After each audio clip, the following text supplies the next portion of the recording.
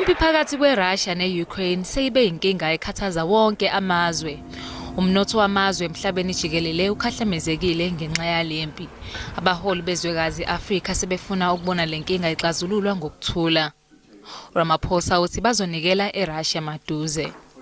We met and confirmed that we now are at a stage where we are going to visit Kyiv and Moscow.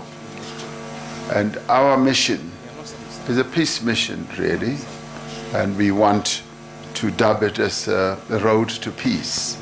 Uthi lolu hambo oluyoncenxa ukuthula phakathi kwalamazwe omabili.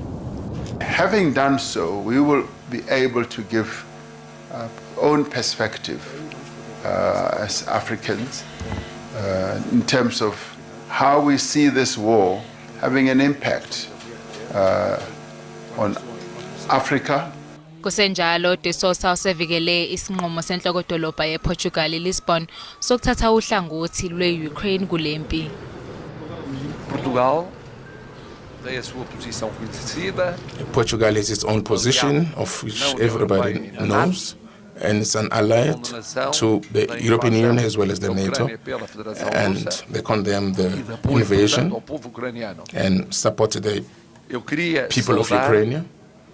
Labaholi sebezibophezele ekuhebelaneni nokusebenzisana.